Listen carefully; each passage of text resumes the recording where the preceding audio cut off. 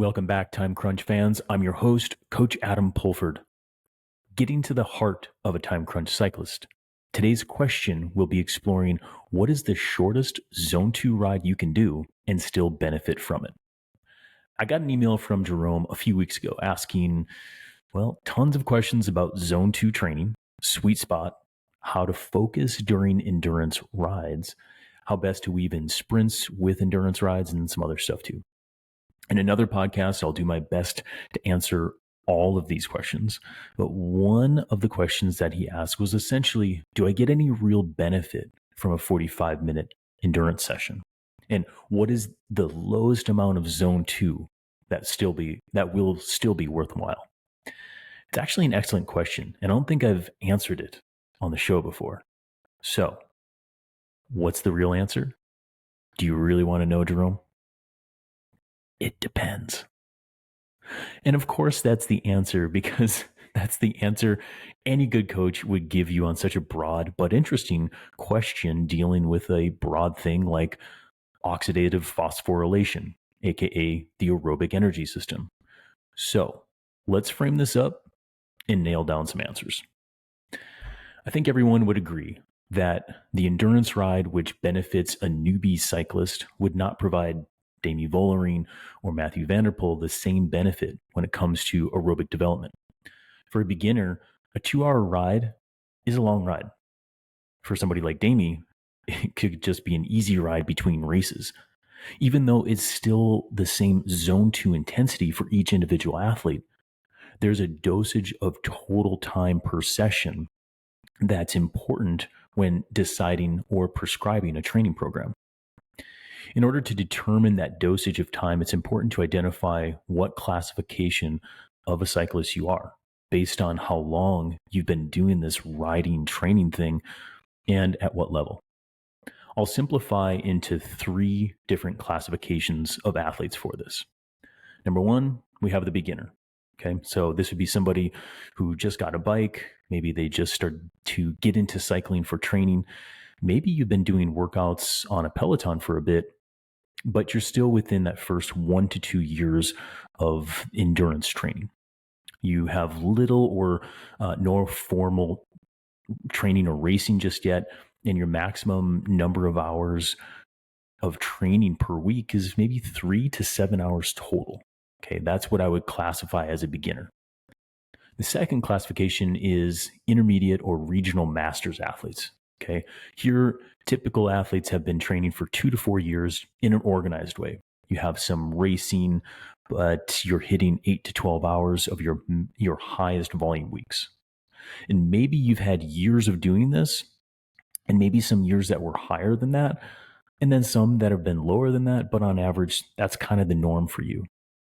Finally, the third classification of athlete is our advanced, elite, or masters elite athletes. Now, athletes like this have been training seriously for 5 years or longer. You're racing at a national or world level sort of event, and you're pursuing your maximum potential as the goal.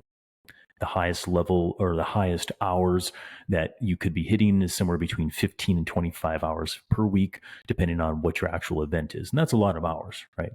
But at that level, that's what it takes. Many listening to this show are beginners and intermediate riders. And if you are time crunched, I'd say that still puts you in that intermediate bin, no matter how long you've been doing this. At some point, you just need more volume of endurance training to fully maximize your aerobic potential. So when determining who you are on this spectrum or in the classifications, keep that in mind. For my elite and junior elite riders out there, much of what I'm saying here is not too shocking for you, but hopefully what I'm saying and what I'm covering confirms what you're already doing and gives you confidence moving forward. So to Jerome and those other curious listeners, I hope that this helps describe the types of athletes that I'm talking about when I determine the minimum dosage of zone 2 riding to prescribe for any athlete out there. Now, let's get to the good stuff. What are the minimal dosages for each rider type? For beginners, as little as 30 to 45 minutes. That's right, Jerome. You are getting benefit from as little as 45 minutes of zone 2 riding. And then for beginners, consistency is key here because you can get so much from so little. That's great. 30 to 45 minutes and do it a lot of days per week. If you can do it 4 days per week, do it. If you can do 5 days, great. Stretch that out. Okay. Consistency is key for beginners. It develops really good habits for training, and you rack up time with more sessions over the course of a year. For my intermediate and master's athletes out there, this is your 60 to 90 minutes for the minimum. Again, consistency is king for our master's athletes, especially over the years. Okay. Since typical master's athletes are time crunched athletes, this 60 to 90 minute window works really good for a lot of people for a reason. Okay. And that is because that duration at zone 2 is still moving the needle for you. Now, for our advanced and elite or master's elite athletes, the minimum there that is actually going to move the needle forward somewhere between 2 and 4 hours. And that's because you've been riding at a high level. You've achieved a big CTL kind of at some point, and you've really kind of trained your body to need more in order to go up to the next level. Consistency is baked into life for these athletes. And at some point, they need to detrain before they can move on and go up further.